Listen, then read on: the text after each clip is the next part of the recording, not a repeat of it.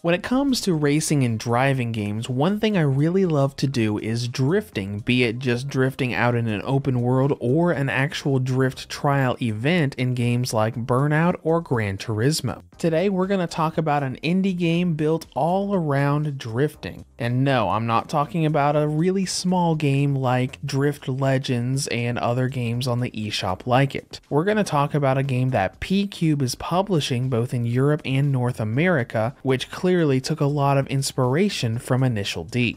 Here is my review of Inertial Drift for the Nintendo Switch. There's not really a whole lot when it comes to the story. Inertial Drift is about a group of 3 or 4 friends who are driving together practicing for a big event that's coming up. And unfortunately, that's pretty much it. It's a very casual, hey bro, hey sis sort of relationship between them.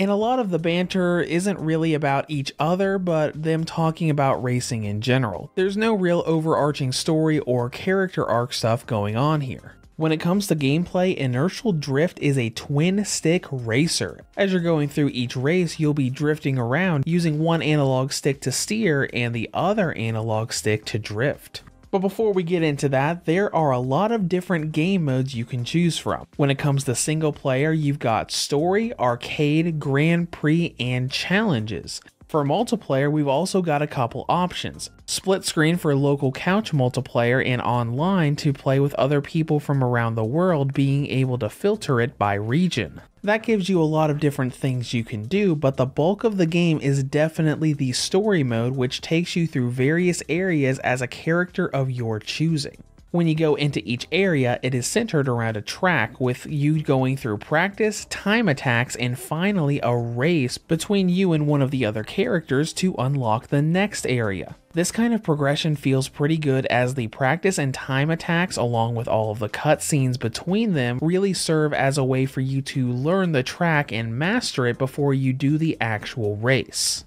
Now let's get into the really fun part of the game, actually doing these races. As I said earlier, this is a twin-stick racer with a very stylish Initial D-like look to it. Most of the controls here are pretty typical and samey with other driving games, but the twin-stick nature of it makes it feel very different. Essentially, the left analog stick will steer your vehicle and the right stick lets you control the angles when drifting around corners. This feels very different from other driving games, and it will be a little different depending on which car you choose. The car I did my first run of story mode with, you didn't have to do anything to be able to drift. You could keep the gas held down the entire time and move that right analog stick to drift without any problems.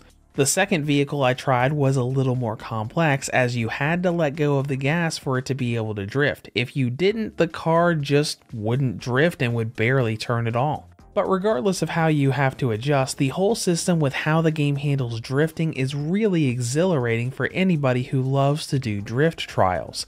You're not going to get extra points if you do really long drifts, but it just feels so fun with the ease of how you can do it, along with the look and the sounds, hearing the tires and brakes really going at it every time you go around a corner. But there is a strange thing about this game's racing, and that is the ghost effect. Whenever you race another driver and drive or drift into them, you pass through them as if they are a ghost car. This is a bit strange, especially because of how the story mode handles it. When you're going through all of these practice races in each area, you're getting a lot of cutscenes basically in-universe saying you are racing this person's ghost, but when you race them for real, they act as a ghost as well. Though that's the only real problem I had with the game's gameplay, so let's go on to content and length. And this game could be a little lengthy depending on what all you want to do.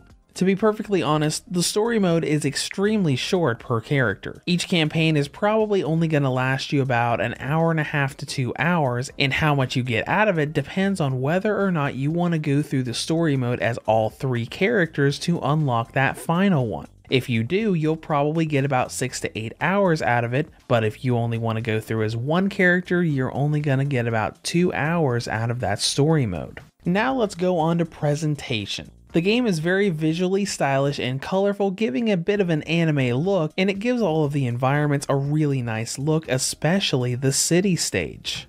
Now, when you go into handheld mode, there are a few small jaggies here and there around the car models, but it's nothing really that noteworthy. It still looks really nice and colorful on the go. As far as performance is concerned, the only frame drops I ever saw were in some of the pre-race cinematics, but once the actual races started, the frame rate was pristine and smooth. Considering that's all I had to say about performance, now let's go into battery life.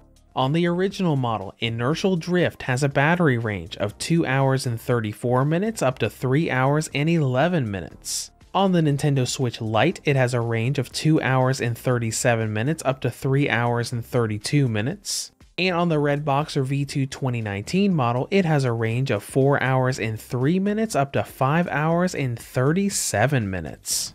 In conclusion, Inertial Drift is a very different sort of racer, taking twin-stick shooters and morphing the control style into a racing game. Now on the downside, the story scenarios are very short and the ghost effect of not only ghosts but actual racers feels a bit off, making it feel more like an arcadey rally game than an arcade racer. But outside of that, this is still a stylish little game that fans of drifting are sure to enjoy, whether you play the game for 2 hours or 8. Reviews to Go rates Inertial Drift for the Nintendo Switch an 8 out of 10. If you have any comments or questions, feel free to leave them below. Thanks for watching and have a great day.